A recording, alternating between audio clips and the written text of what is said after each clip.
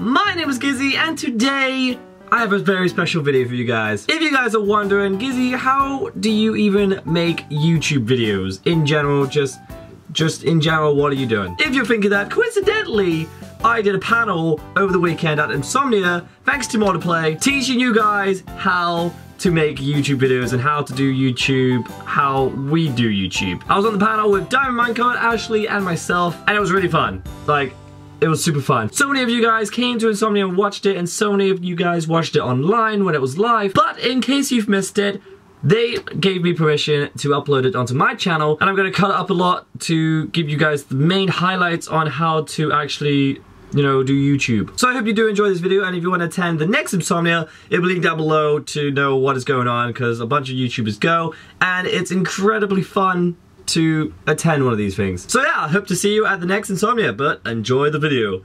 Peace!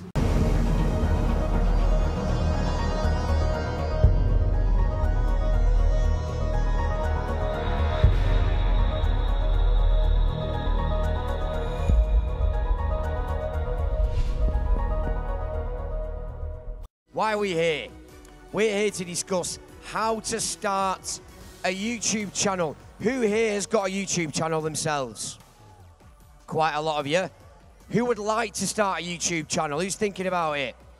A lot of you too. Okay, so what we're going to do today is chat to our YouTubers and find out exactly the best way to build a YouTube channel. We're going to learn from the best. How does that sound? Who wants to see Ashley Murray? Who wants to see Gizzy Gazza? Who wants to see the Diamond Minecart? Let's make it happen. Here they are. Round of applause, please, guys. Gotta skip. Gotta skip. Oh my god. Right, we're done. Enjoy. How are we?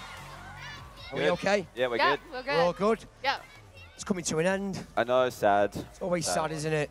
So, you know why you're here, don't you? We're here to discuss how to start a YouTube channel.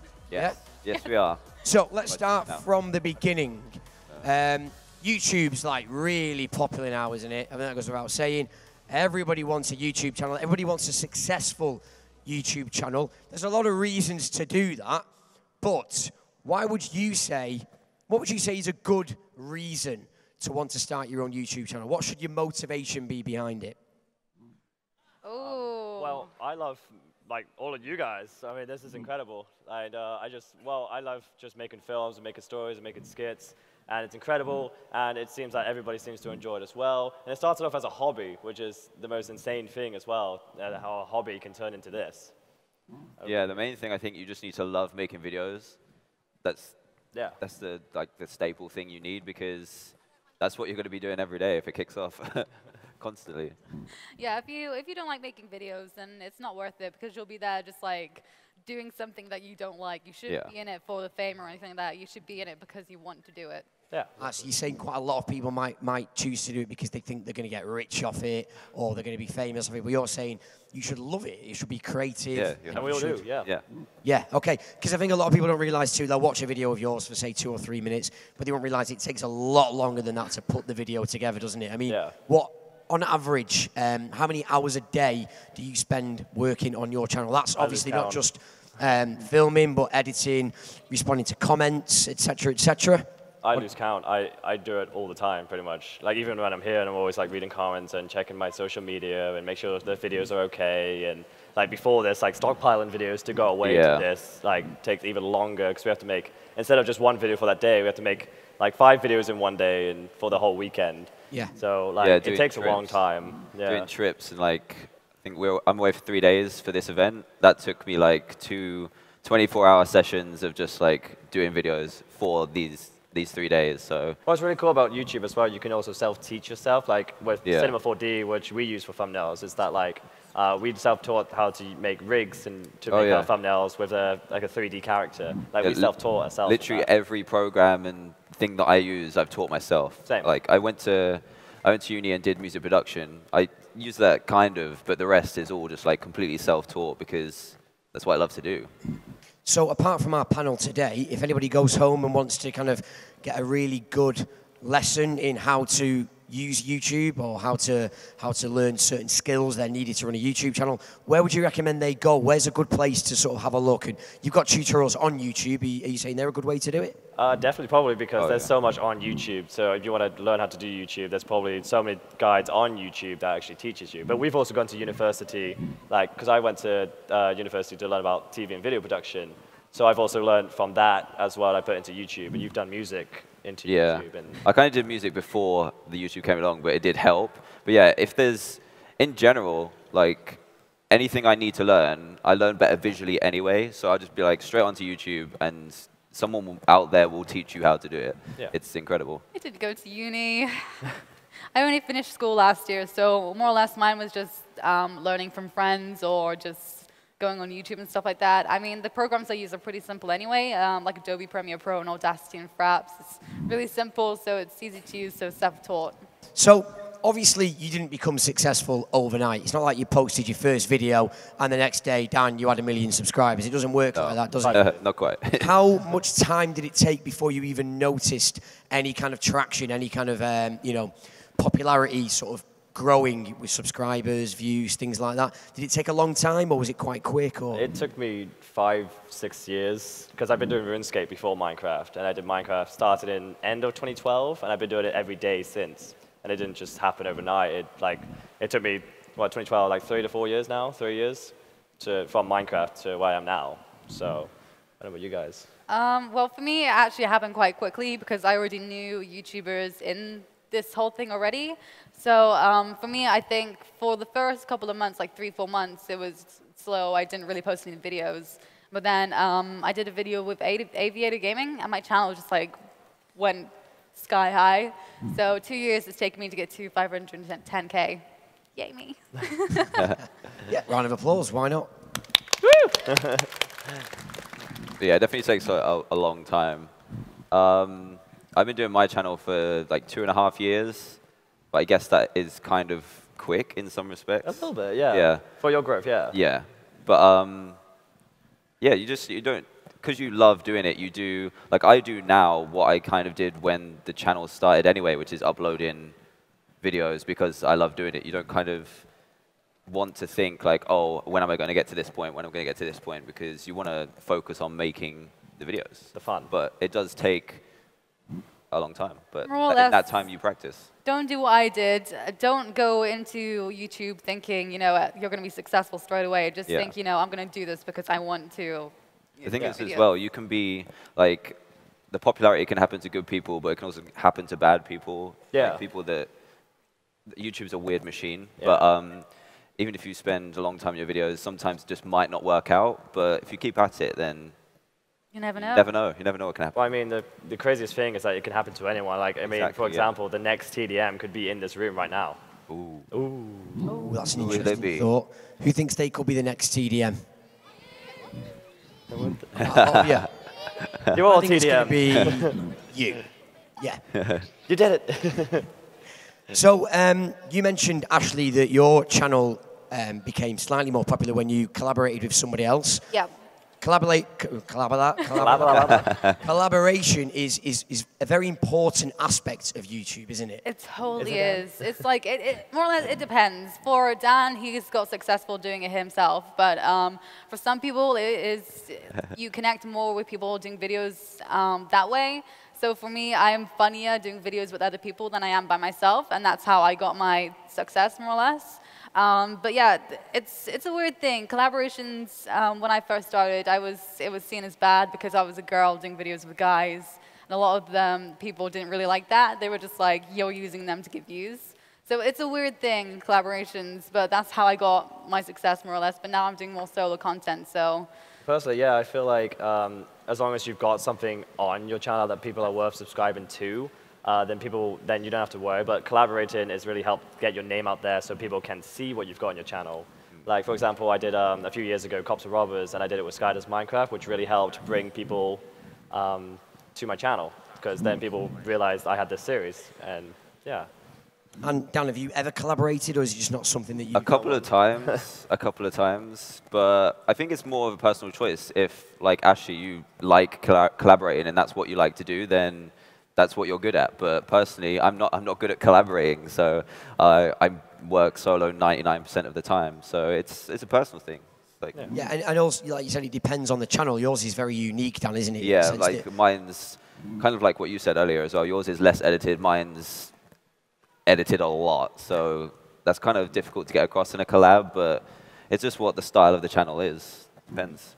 So I guess, like we've already said, you would set up a YouTube channel because you enjoy it and because it's fun. You wouldn't particularly aim to do it to make it successful because you don't know how long it's going to take and you don't know whether that's going to happen at all. So you should do it because it's fun. But also, if you've got friends that have got YouTube channels, then collaborating with them is going to be a lot of fun as well, isn't it? Yeah. You're going to get so much more out of it.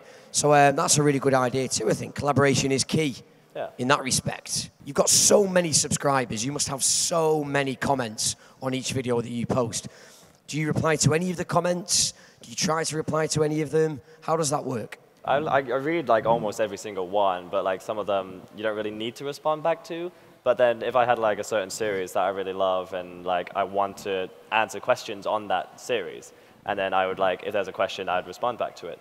So like I'm pretty sure we all read comments. Oh, it's just that sometimes we don't need to respond back. Basically, if anybody tweets me, I will see that tweet. But it's weird with YouTube because YouTube's comment section is not really that good.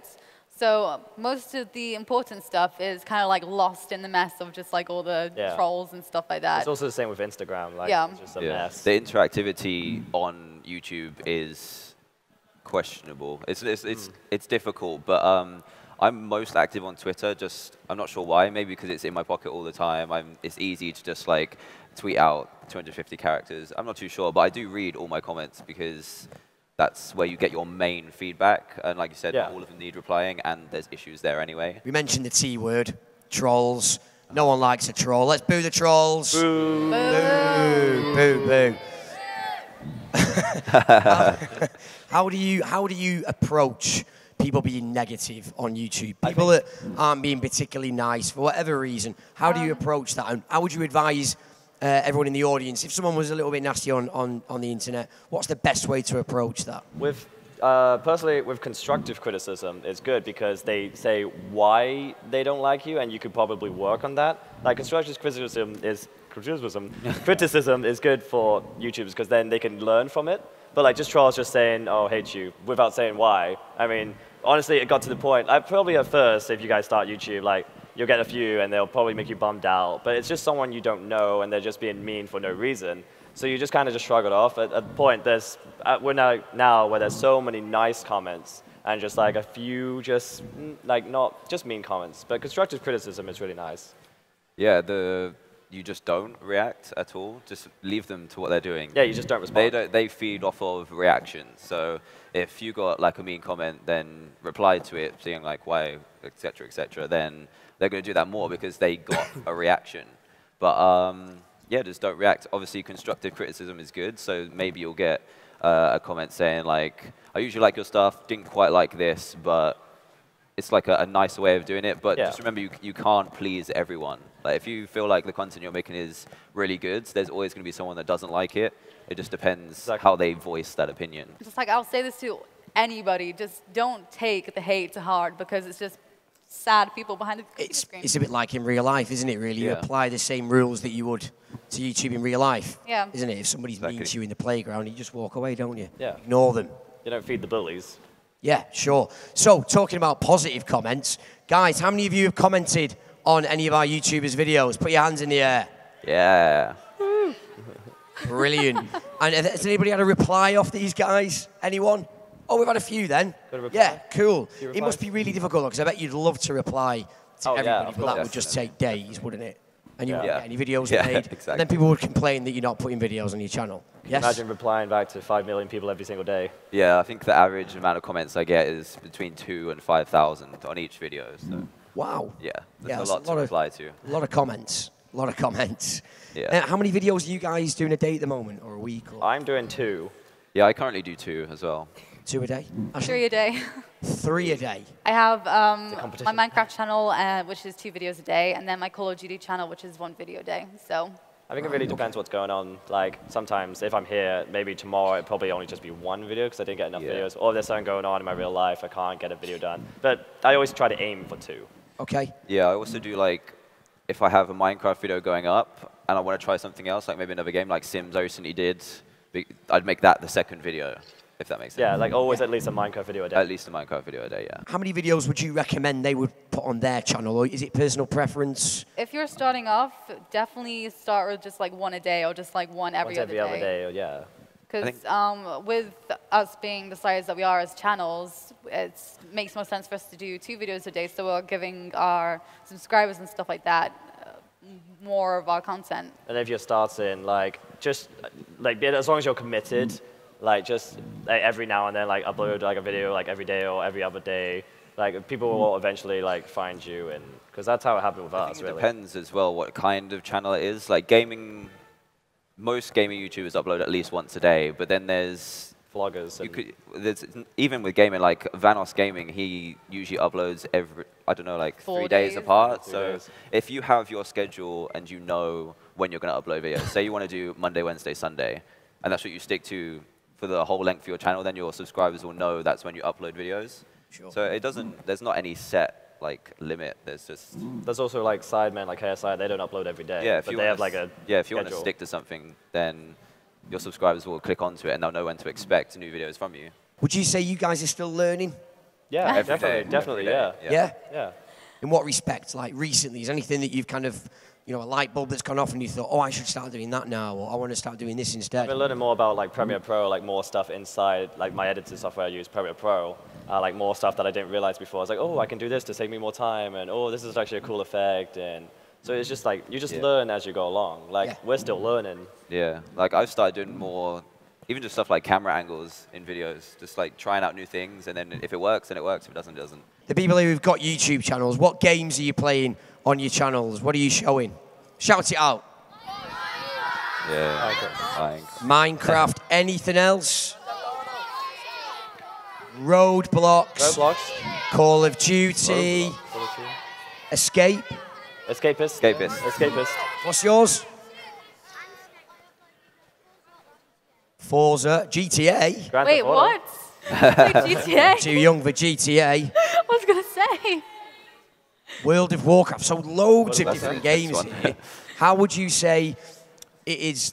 What's the best way to choose what you're going to put on your channel? Because there's so many games out there, isn't there? Just How what do you you just have begin? fun with, honestly. Yeah. It's just like with Minecraft and Call of Duty. If I was told, hey, Ashley, here's GTA, you can play this game on your channel, I wouldn't want to do it because I've never played that game before and I don't personally find it fun. So, you know, it's just do something that you find fun. Don't do something just because, you know, it's the thing that's trending then. Sure. I mean, if you want success, then sure, do something that's trending, but just mainly do something that's fun and you can enjoy, and it's just like, it shows if you're enjoying the game.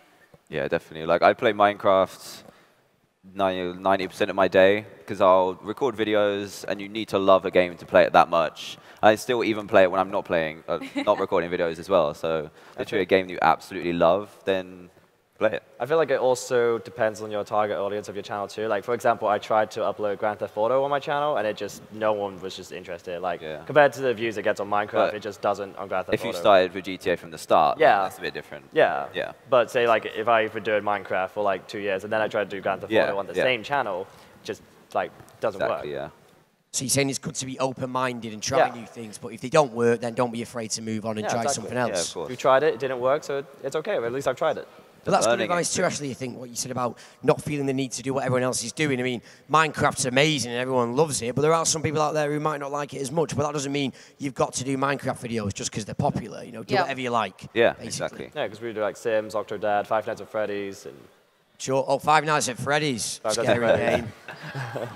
game. Ooh, very scary. Are there any series that you've stopped doing that you kind of have left for a long amount of time and then come back to it? I think Cops and Robbers probably. I stopped that for a while. Then I bought modded Cops and Robbers back, which was really fun. You guys watch each other's videos? Not really. We don't have time to watch YouTube. They're busy making YouTube videos. Yeah. We don't have time to watch YouTube.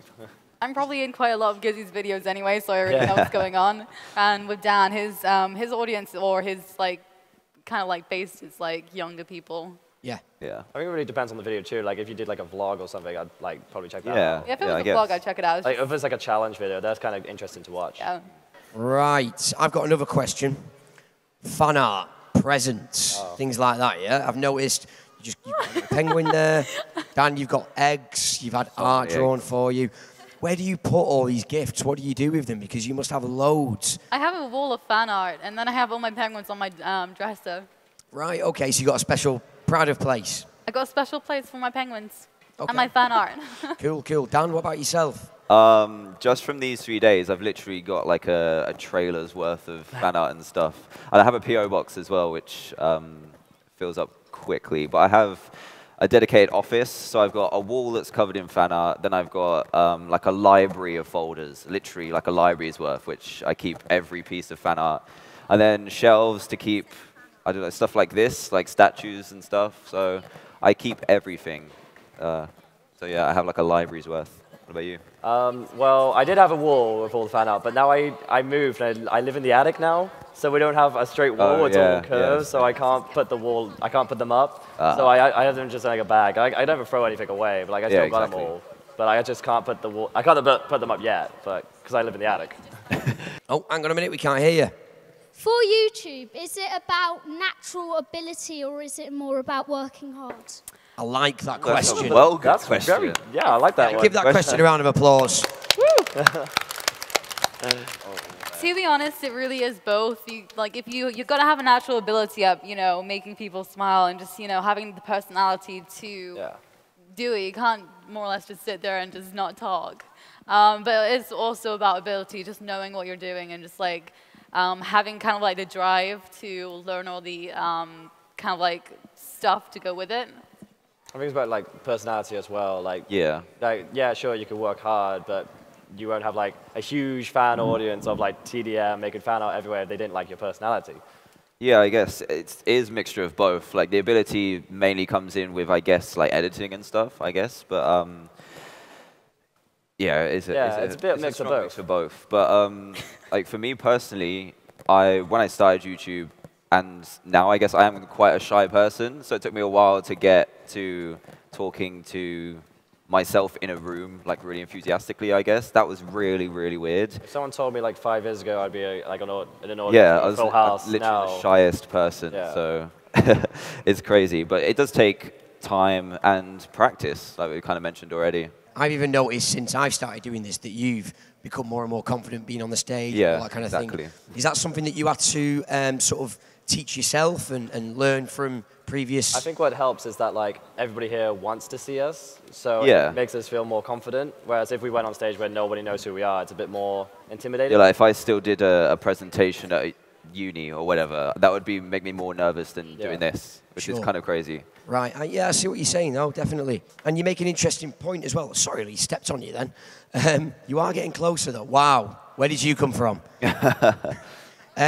Oh my God, do you feel like you've got a lot of responsibility? Because all these young people here, they obviously really look up to you. They love your videos.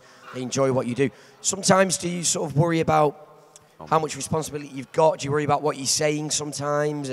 How your videos are coming across, that kind of thing? Do you know what? I absolutely love the responsibility because I feel like I've helped so many people. Like so many people like tweet me and saying, Ashley, if you weren't there for me, if you didn't tweet me and say this, I would be so upset. I had a bad day and whatnot. So I love being that person who's just like there to make, my friends/subscribers happy, It's always nice just knowing that I've helped and saved a life. It's not until like you actually go to a convention to realize there's actually real people that actually watch and follow you and respect you and love you and all that, and that makes you realize, okay, I have to be responsible. I have to be actually they're looking up to us, so we have to actually show them that we're a good role model and all that. Interesting. Okay, wow, this is just getting crazy, isn't it? Oh my God. Oh Jesus. Right. They're all like slowly coming in. Maybe. Okay, it's a lovely shot, by the way. You all look great. Who's got a question? You. What's your question? And what's your name? I'm Bertie, and I'm asking, how long would it take to get to like this level to get on Insomnia? That's a good question. Bertie, that's a brilliant name as well. You win Sunday. Right. So, the question was, did you hear the question? How long does it take to get to like this level of Insomnia to be Yeah, so at I guess Insomnia.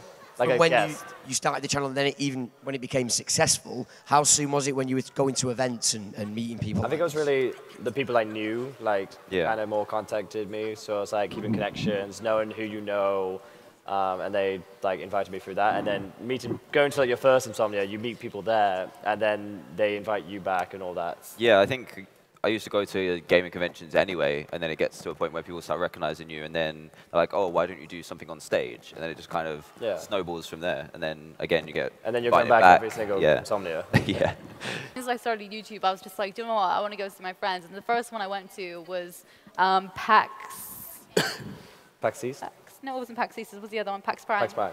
And that's where I basically met all the people I know now. It's crazy. So it's more or less just like, if an event is happening near me and there's people I know going, then I'll go as well. Okay. A lot of the time, it's like we go to conventions to meet just meet people, like friends and fans. Like not all the time we're going just because we got like invited to. Like PAX Prime, like PAX, we don't get invited to go, but we go just to meet people. Have you guys got any particularly close friends that are YouTubers? Like who would you say you really get on with the most? I think me and Gizzy have me and Ashley go along really well. I think like I don't know, like there's a lot of people I go along with that you guys might not even know, like probably like Fear Razor, Emoji Han, Kib, the Zombie Unicorn, TheDiamondMinecart, and like Dan, and I just like I try to get along with everyone. If they don't want to get along with me, exactly. then you know that's kind of the cool thing. Everyone's usually pretty chilled out, so we all just be at an event, even though we haven't seen each other for like 3 months. But we'll be like, oh hey, how's it going? Like we saw each other yesterday. And we'll just hang out and it's nice. Right, we're going to have to move back hi, a guys. bit now. Is that okay? Just because when you leave the stage, it might get a bit messy. So slowly, health and safety, watch guys. you don't fall down the steps. Back we go. Back we go. Our poor cameraman. Poor crew member here is getting slowly but surely squashed. Okay, that's it. Keep going. Keep going. Keep going. Keep going. You're going to think about health and safety too. Yeah. You too. Health and safety. Health and That safety. way. Health and safety, guys. Right. Slowly, take your time. That's it. He's choosing. Should we say we're going to be doing a meet and greet after this? Sure. Right, okay. Will Dan make a series where he can like communicate with fans, like Dan versus fan? Dan versus fan. I like that. I like that. I like the name title. of it sounds really cool. It's kind of difficult because to set something up where you play directly with fans is hard to set up. So what I usually do is say where I'm going to be playing on a minigame server instead. So when I record a minigame, that all the like technical servery stuff is already dealt with for me, so I don't need to sort that out because I have no idea. Yeah, so like Mineplex, the Hive, any other, Hypixel, usually just use those. Not to mention if you do a series, the Hive on the lab. If you do a series like that, like if you record with one, you have to record with everyone. Yeah, exactly. So it's easier to just say I'm going to be here at this time. Let's play. I think that's it. I think that's it. Oh, okay. Boom. That's the end. It's been nice, hasn't it? It's been like good. A little living room.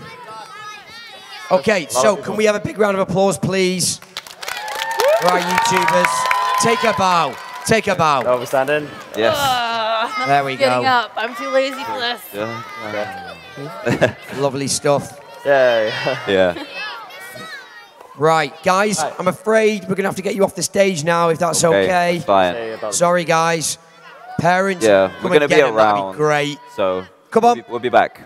I'll be around. Back we go. We're going to be walking around. It's a health and safety. It's for your own good. Yeah, if you want to come say hi, we'll be walking around. So yeah, so we'll be back in the building. Thank you. That's it. Down we go.